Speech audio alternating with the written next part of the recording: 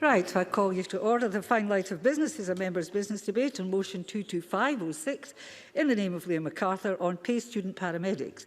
This debate will be concluded without any questions being put. Can I ask those members who wish to take part in the debate to please press the request to speak buttons now or press R in the chat function. I call on Liam MacArthur to open the debate. Mr MacArthur, please. Thank you, Deputy Presiding Officer. Can I start by thanking colleagues who signed my motion enabling the debate to take place, and particularly thank those colleagues who stuck around at the end of a very long day to participate. I very much look forward to hearing what they and indeed the Minister has to say.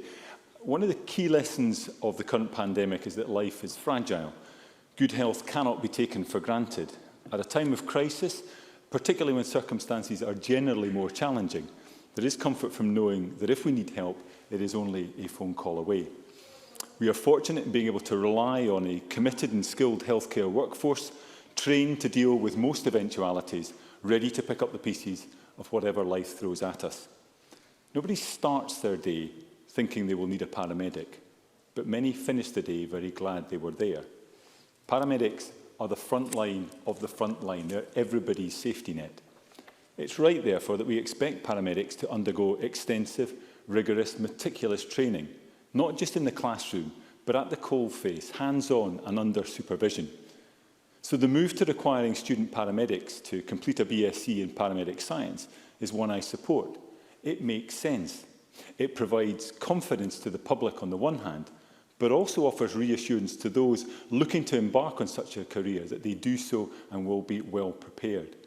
5 universities in Scotland now offer this relatively new qualification, while traditional in-house training is being phased out. When the country went into lockdown earlier this year, students on those courses stepped up to the plate, putting themselves at risk in the face of a virus that was both highly infectious and potentially fatal. In return, however, student paramedics have not been treated fairly by this Scottish Government. While the demands on them have increased substantially, the support available remains woefully inadequate. My constituent Megan Nicholson wrote to me earlier this year to explain that her course is 50% placement work, the same hours as a fully qualified paramedic. That work is unpaid and amounts to around 2,500 hours. But as Megan points out, the course follows shift placements that are constantly chopping and changing and which can run well into the summer, making it difficult, if not impossible, to also pick up paid part-time employment at the same time. Student nurses and midwives are in much the same boat. In recognition, however, they now receive an NHS bursary of up to £10,000 a year to help them with their living costs. That is right and ensures that cost, or at least the prospect of racking up significant debt, does not act as a barrier to those looking to train as either a nurse or a midwife. By contrast, student paramedics are expected to support themselves with just the standard SAS loan. The more limited financial support available is also repayable, unlike the NHS bursary. Even in the short term, the loan payments can leave student paramedics with as little as £25 a week to survive on once their rent has been paid. None of this is news to the government. Ministers are well aware of the problem and the risks it creates to future staffing levels of the front line of our National Health Service.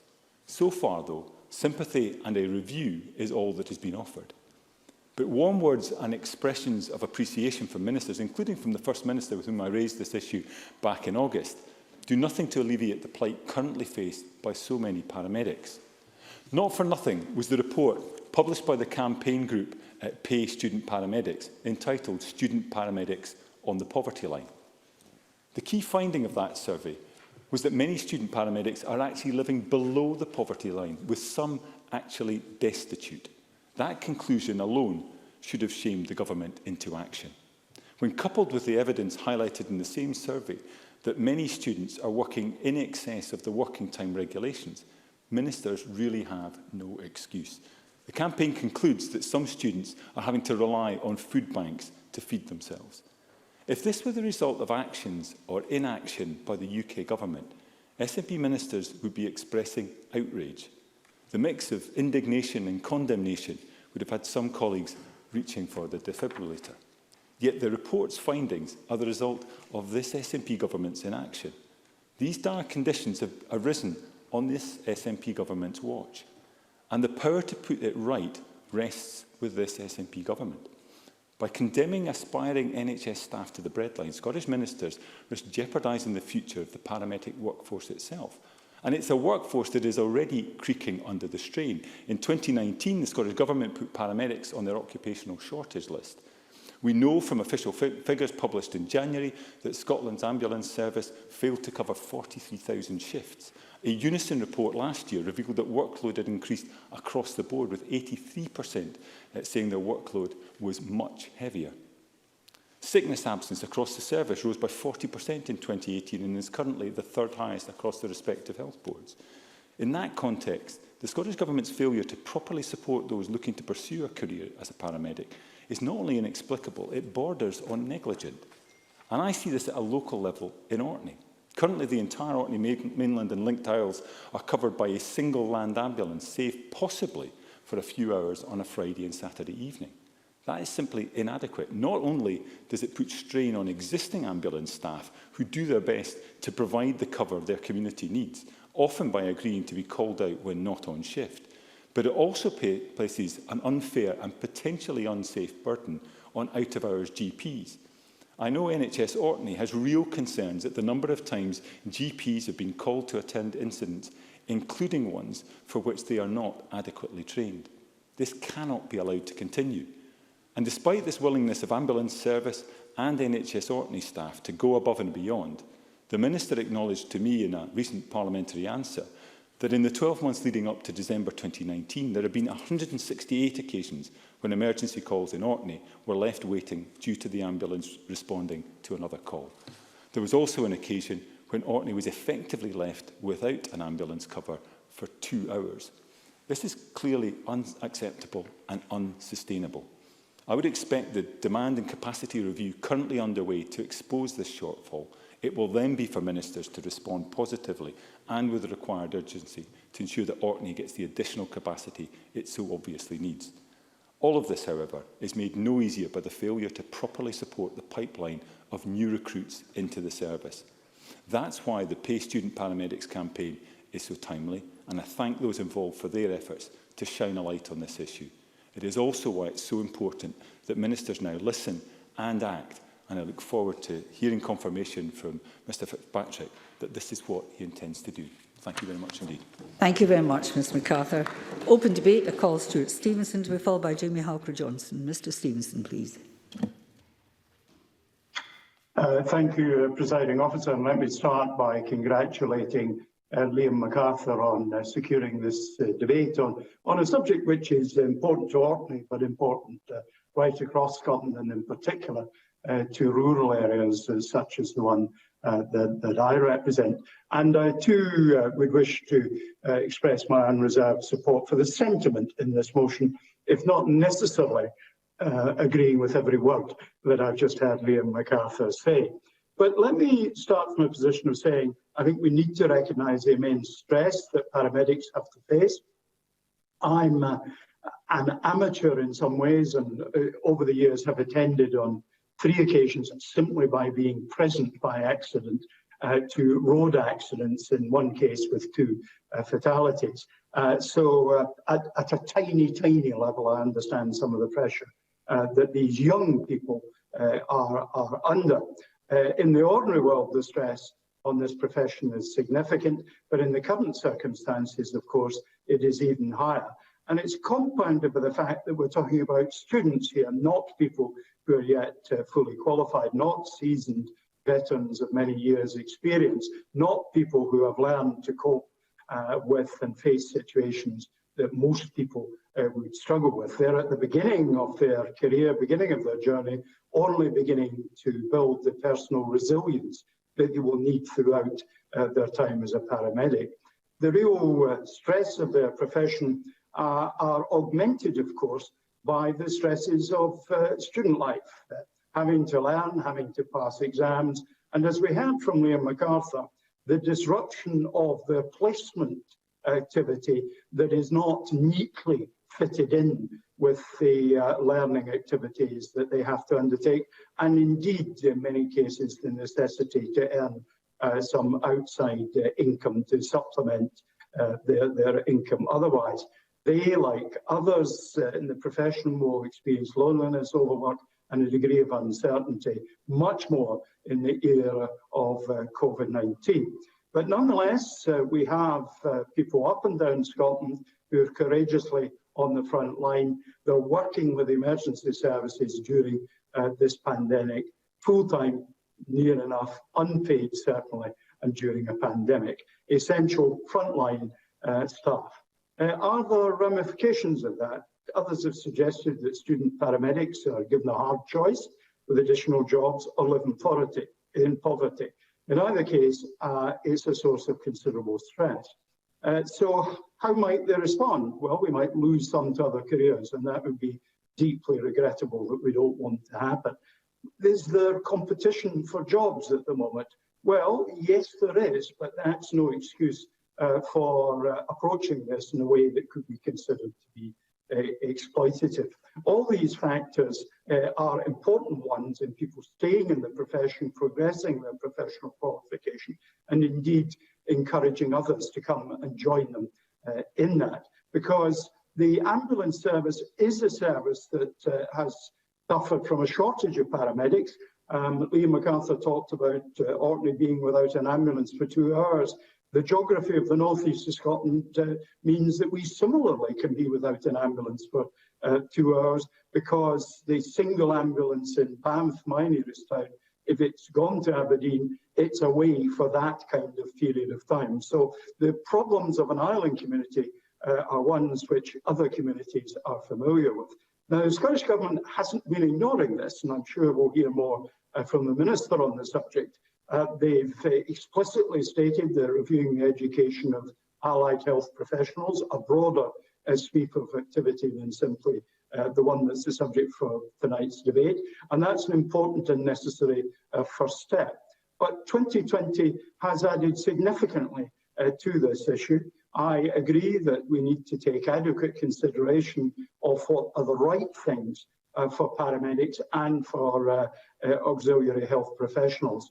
I very much support this debate. It's a useful opportunity to explore the issues in this subject.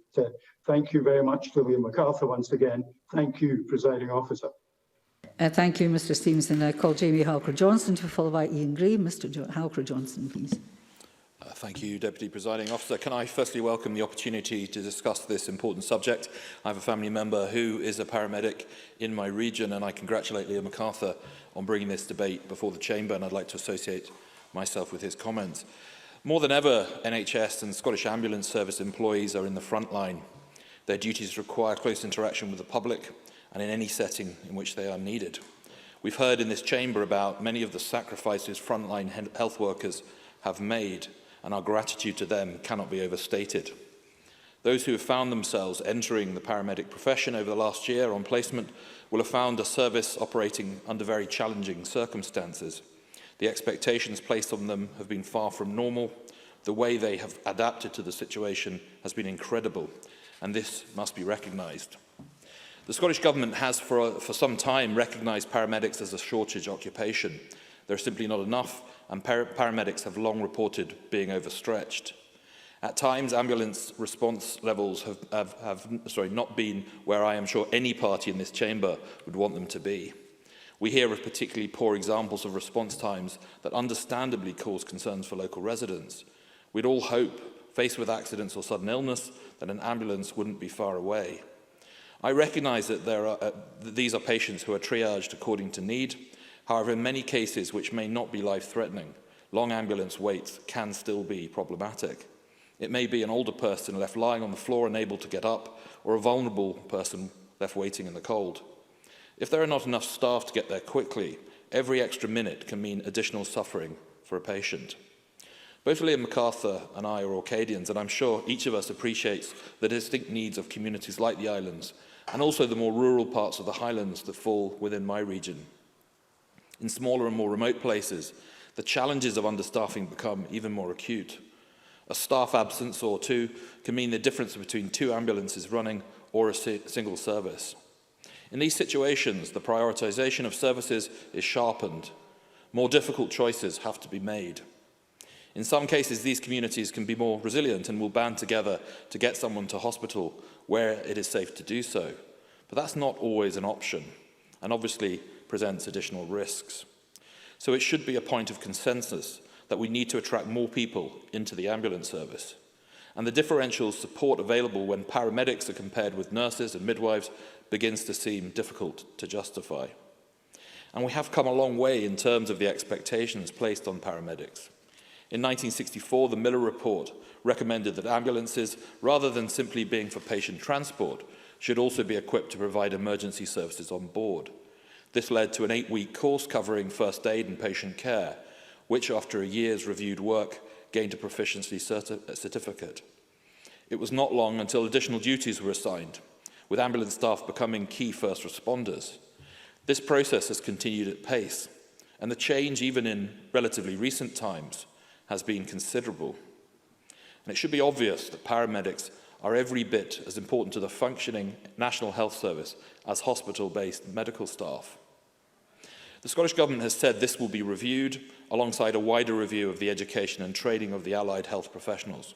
That is a welcome commitment.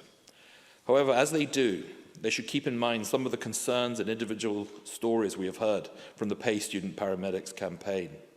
They've opened up the experience of training, the realities of working shifts on an ambulance as a student, the sacrifices many have made to get into that position, and those sacrifices they are making while they learn. As significantly, the problems with taking on additional work when you are working the same shifts as qualified paramedics and the effects that has. So I welcome today's motion, and I believe we should all be focusing on how we can better support the education of people in this vital part of our NHS. Thank you very much, Mr Halker-Johnson. I call Ian Gray to be followed by Alison Johnson. Mr Gray, please. Thank you, Presiding Officer, and thanks to Liam MacArthur for securing this important members' debate. It's just weeks ago that the First Minister and others joined thousands of people across Scotland in stepping out onto their doorsteps and clapping for our carers and key frontline health workers. And paramedics are, of course, a vital part of that health service, providing an immediate response to accidents and medical emergencies. They are often the first on the scene to assist those who may be badly hurt, severely traumatised or seriously ill. They have the skills and knowledge to assess and manage a whole range of illness and injuries, and they often provide care for people in their own homes to help reduce avoidable hospital admissions. They are a critical, integral part of our health service, yet they are chronically short-staffed. 63% of ambulance workers believe their team is understaffed, and this rises to 67% for paramedics. If there is any good outcome at all of the COVID-19 pandemic, it is that it has made us value our key workers and NHS staff like never before. And it has also inspired, I think, a new generation of young people to seek out careers as medical professionals. Yet Scotland's student paramedics are getting a raw deal. The Scottish Government rightly introduced the nursing and midwifery student bursary, which now stands at £10,000 per year, financial support, none of which is repayable.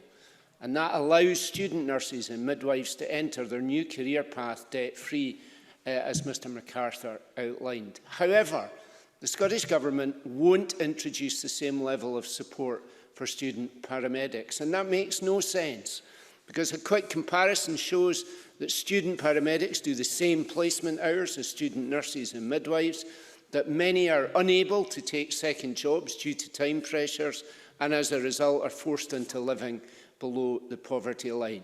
They are not offered a bursary for childcare costs while on placement, unlike nursing and midwifery counterparts. So the current system is manifestly unfair, unjust, and leaves student paramedics in Scotland undergoing their intensive training with little or no support.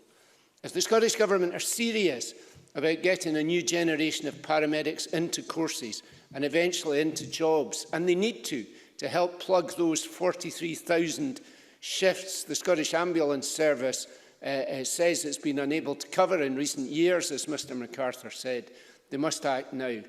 Last month, The First Minister told me the government was looking into student paramedic funding, but our Health Secretary could only say that it will be, quote, considered as part of the Scottish Government's planned review of the education provided to the allied health professions. And in a further PQ, she could give me no timetable for that review even starting. What cold comfort for students and campaigners. A commitment to be considered in a future review with no timescale. Not good enough. The Scottish Government should match the bursary support, which is already in place in England and in Wales, and pay student paramedics, lift these students out of poverty, make the system fairer, and encourage more people into this vital profession. Thank you. Thank you, Mr Green. I call Alison Johnson. Ms Johnson. Thank you, Presiding Officer. I too would like to thank Liam MacArthur for bringing this important debate to the Chamber this evening. And also to thank the Pay Student Paramedics campaign for their assiduous and very effective campaigning. Like other highly valued roles in health and social care, Scotland has a shortage of paramedics. As we've heard, the Scottish Government's shortage occupation submission to the Migration Advisory Committee last year showed that paramedics have a high vacancy rate of 3%, and that about half of these unfilled posts went unfilled for 3 months or more. And last year's Unison report revealed some of the reasons why this might be the case. It's an emergency but no accident report showed that 98% of paramedics reported that their workloads had increased, and 67% said their teams were understaffed. And that's why it's crucial that we must do all that we can to make this the attractive career choice that it should be. And that means supporting students to study. But as the Pay Our Student Paramedics campaign tell us, there's still so much more to do to make this a reality. The central request is for a £10,000 bursary for paramedic students, and Greens fully support this. The many unpaid shifts, which means that students only have 2 weeks of summer leave, make it really difficult for them to work over the summer to support themselves. I mean, impossible, really, in the way that many other students are able to do. And these shifts are very similar in the number of hours to those required of nursing and midwifery students, as colleagues have said. Yet there's such a great gulf in the bursary support available. It really is a completely bizarre anomaly, and it has to be addressed. But the inequality doesn't end there. Single parents studying paramedic science could get up to £1,000 less than their peers in nursing and midwifery degrees. And they also don't, and others have mentioned this, receive the up to £2,466 in childcare support on offer to those students. All told, £30,000 of funding available to nursing and midwifery students, none of it repayable, as should be the case. And paramedic science students get around £23,000, of which £17,000 must be repaid. And Scotland is falling behind. This year, the UK Government announced £5,000 in non-repayable bursary funding for a range of healthcare occupations experiencing staffing shortages, including paramedics. And before I move on, I'd like to reflect for a moment on how this situation has arisen. Paramedics are essential frontline staff, and our NHS simply couldn't function without them. And having read the briefing for today's debate, it's still not clear why such a large gap has opened up between the support available to paramedic students and that available to students training for other health professions. There's an important learning opportunity here, and I very much look forward to the Minister's explanation on how we've got to this point. The campaign's Student Paramedics on the Poverty Line report makes for even more concerning reading. The survey conducted revealed that 82% of students surveyed struggled to make ends meet between pay periods, and 68% said that they struggled to feed themselves and dependents. The report also says that some students are having to rely on food banks to feed themselves. In 2017, the Scottish Ambulance Service had to pay £6.3 million in overtime due to paramedic shortages. So some basic maths tells us that the same amount would pay for 630 £10,000 bursaries for paramedic students. That seems to be a better way to spend that money. To close, Presiding Officer, coronavirus has shown more than ever how important it is that we value all of our health and social care staff. We need to ensure that our paramedics are fully supported to do a difficult, stressful, yes rewarding and vitally important job. And a good start would be to ensure paramedic students aren't having to put themselves into financial difficulty to do this job. Thank you. Thank you very much, Ms Johnson. I call on Joe Fitzpatrick to close to the Government. Minister, please. Thank you, Presiding Officer. And firstly, I want to thank Liam MacArthur for tabling this motion and commend him for his commitment to highlighting these issues. I'm grateful for the chance to respond on behalf of the Scottish Government and also for the contributions from all of the speakers this evening. As Liam MacArthur said, paramedics make a huge contribution to the health and social care of the people of Scotland, and I value the tremendous job that they do in a wide range of circumstances. As Stuart Stevenson said, while I don't necessarily agree with every word that Liam MacArthur said, I do agree with his sentiment.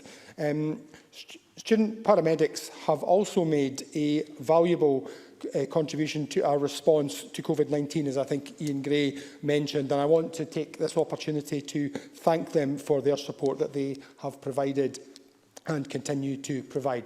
I wholeheartedly agree with members across the Chamber that the issue of financial support for students undertaking a degree in paramedic science is one which is worthy of further consideration. That's why I've accepted an invitation from the student campaign to engage with them directly on this issue.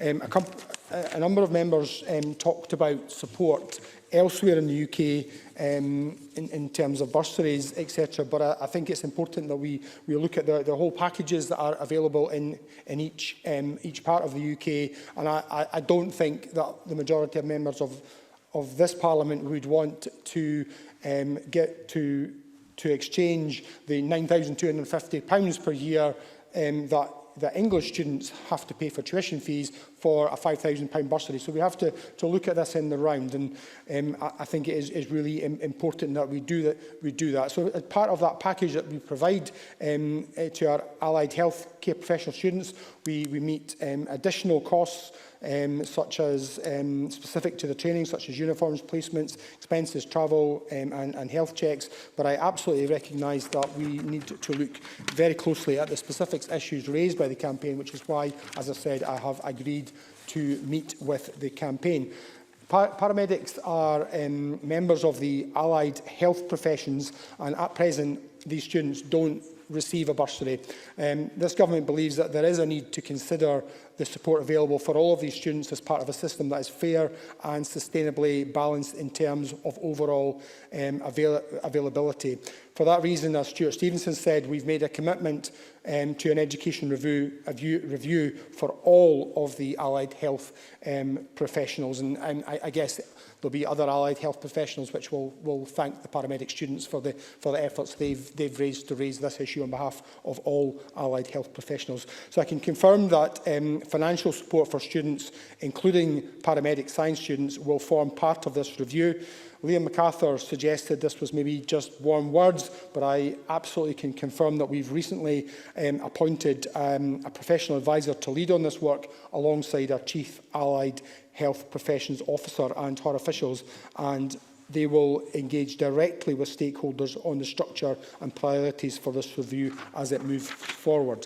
That being said, Mr MacArthur will understand that the challenges that the present pandemic presents to our economy and our health service. As a result, the Government must give serious considerations to any further continuous commitment of financial support. But it is one that we are seriously looking at, and this is a serious process which we have started. Jamie Halker-Johnson and Ian Gray talked about staffing numbers and increasing demand, and I want to reassure Parliament that we're not standing still on increasing capacity and reducing individual workload across the ambulance service. We've invested almost £900 million over the last 4 years and have committed to training an additional 1,000 paramedics over the course of this Parliament. That investment has seen the service achieve more than 95% shift coverage over the last 3 years, and the service has robust contingencies in place to deal with staff absences to ensure patient care is not affected. Additionally, the service, as is in the process of carrying out a review of demand and capacity at a national level. That will include a national shift review to amend rosters and make sure that the service is working as efficiently as possible within existing resources. It will also determine future resource requirements to ensure that the service can continue to meet that increasing demand. The Scottish Government is committed in its support of this work, which is being carried out in partnership with all 3 trade unions involved with the Scottish Ambulance Service. The recruitment of... Very briefly. Liam MacArthur. Thank you. I'm very grateful for the Minister taking an intervention. I was slightly discombobulated at the fact that I find the Minister sitting behind me. In terms of that demand and capacity review, my understanding is that it's due to conclude in November with the recommendations presented to the Minister around about February time. Can the Minister therefore advise when he would expect to be able to take a decision in response to those recommendations? Minister. I think that will depend on what the content of the report is, but I think it's something that clearly there's an interest in the Chamber, and I think that's always a good thing, particularly as we're moving towards an election, if we're all on the same page on this. And it does sound like there is universal recognition of the work that and the role that paramedics play within part of our health service. Liam MacArthur, as Liam MacArthur said in his opening, the paramedic science degree is a new course. It's also a popular one, with the initial inquiries suggesting that there are more than 5 applications for each place.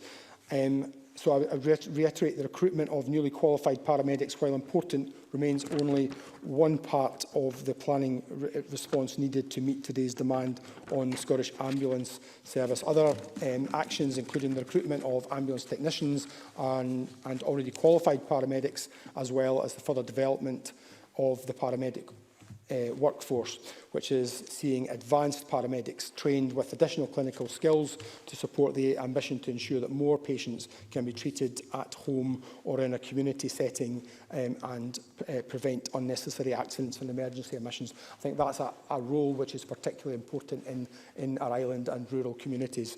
I think Mr Huckle-Johnson alluded to that in his contribution. Mr MacArthur specifically mentioned ambulance provision on Orkney, and I can advise that the service removed on-call working and moved to 24/7 cover at Kirkwall Station in April 2020, and I'm pleased to be able to confirm that to support that position, that positive change, the service has recruited 2 additional A&E staff who will begin training shortly, and they are presently in the process of recruiting an additional advanced paramedic to work on the island. The service has, as a result of COVID-19, enhanced its air transfer capacity to ensure it has the resources in place to safely transfer patients off the island to mainland healthcare facilities, and should this be required. To conclude, Presiding Officer, I want to once again thank Liam MacArthur for bringing this important matter to our attention. I'm fully assured that the ambulance service is doing all it can to ensure it has the appropriate resources in place to meet demand and continue to deliver a high level of emergency and urgent healthcare on Orkney and throughout Scotland. The Scottish Government is as committed in its support of paramedic science students in Scotland as it is to the ambulance service itself, and I look forward to meeting with the student campaigners to discuss their concerns in the very near future. Thank you. Thank you, Minister. That concludes the debate, and I close this meeting of Parliament.